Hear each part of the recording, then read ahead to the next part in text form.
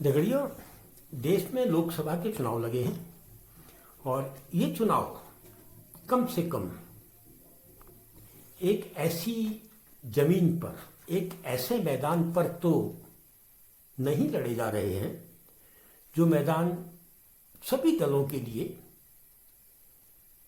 समान एक जैसी व्यवस्था या जमीन उपलब्ध कराता हो, या यूं कहें कि समतल जमीन उपलब्ध कराता हो।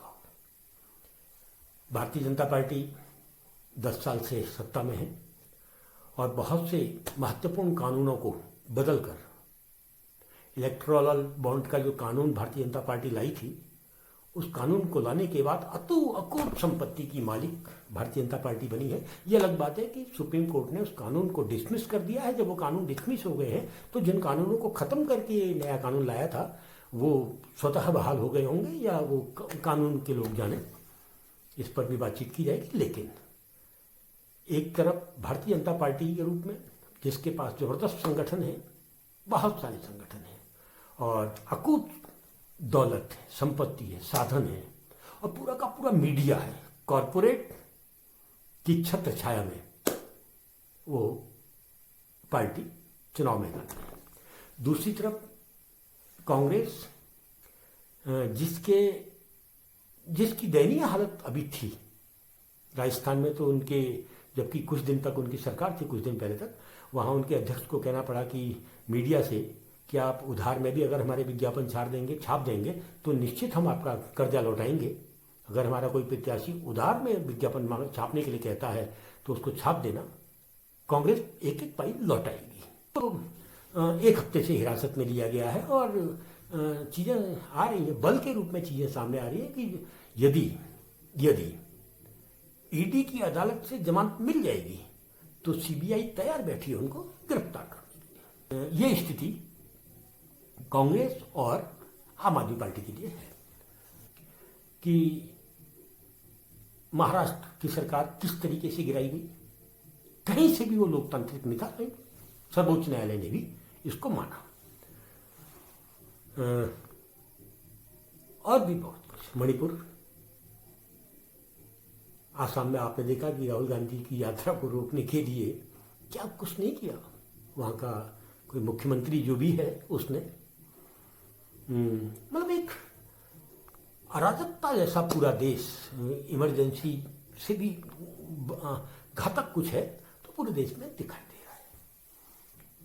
अरविंद केजरीवाल, मनीष सिसोदिया, संजय सिंह, तीनों जेल में बंद है, यानी पूरी आम आदमी पार्टी आपने जेल में बंद कर रखी है। इधर झारखंड आदिवासी क्षेत्र है कि मुख्यमंत्री सोरेन जेल में है और जो आरोप उन पर लगा है थोड़ी सी जमीन हथियाने का,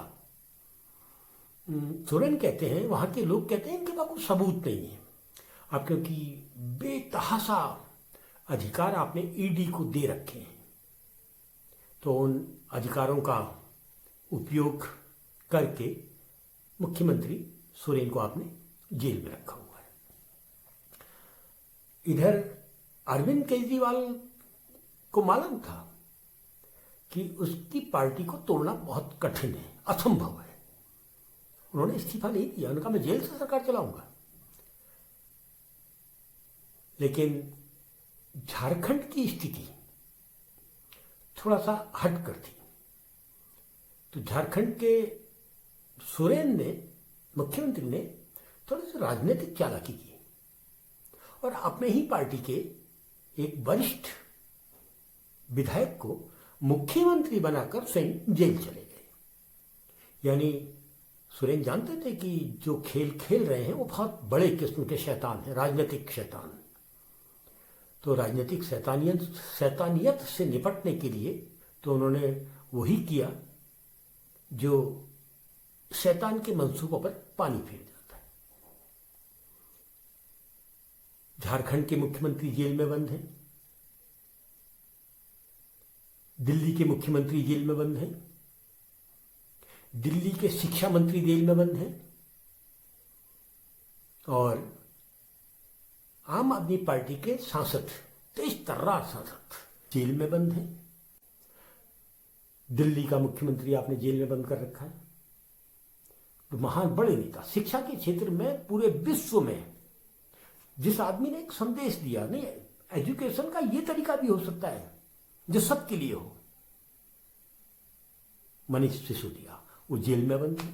और जिस शराब के आरोप में वो जेलों में बंद हैं, उसको लेकर कोर्ट में कोई खास सबूत अभी तक नहीं है, अदालतों में कोई खास सबूत नहीं है। लेकिन कहा तो सही कि कपिल सिब्बल ने कि एक अदालत के सामने कहा ना कि अदालत इतिहास लिखा जा रहा है, वो शायद किसी जज साहब को तीखी तीखी सुनाते हुए था। खैर छोड़ो, ये लोग सब बंद हैं। कल अरविंद केजरीवाल ने बड़े जबरदस्त तरीके से ईडी को निर्वस्त्र किया, और ईडी के साथ साथ केंद्र सरकार, मोदी जी किस सरकार को भी निर्वस्त्र कर गया वो आदमी।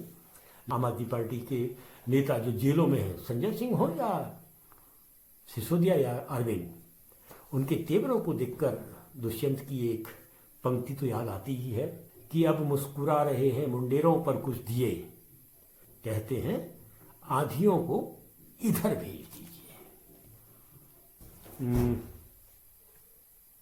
3 क्रांतिकारी भी एक समय जेलों में हुआ करते थे, सुखदेव, राजगुरु, भगत सिंह। तो 3 क्रांतिकारी आज भी जेल में बंद हैं। संघियों को मिर्च लगेगी आप इनको इस तरह से क्यों तोल रहे हैं। मैं बता दूं, जब भगत सिंह, सुखदेव, राजगुरु जेलों में बंद थे, तब का गुलाम मीडिया, तब की व्यवस्था उनको क्रांतिकारी के रूप में सजा नहीं दे रही थी। उनको जो सजाएं सुनाई गई, वो ऐसी ही स्थितियों में उनको जेलों में रखा गया, इससे भी बेहतर बदतर स्थितियों में। जिन स्थितियों में आज आप सोरेन को जेल में रखे हैं, जिन स्थितियों में अरविंद को जेल में रखे हैं, मनीष को जेल में रखे हैं, संजय को जेल में रखे हैं, देश देख रहा है। हम कह तो रहे हैं, इस देश में तो गांधी भी जेलों में रहे, सरकारों की ही जेलों में रहे। इस देश में तो नेहरू भी जेलों में रहे, सरकारों की ही जेलों में रहे। और अभी जो जेलों में है वो सरकारों की ही जेलों में है। और सरकारों की अदालतों ने तो बकायदा बिना सबूतों के फांसियां तक दी हैं। बहुत लंबी फेहरिस्त है फांसियों की, सजाओं की, जेलों की।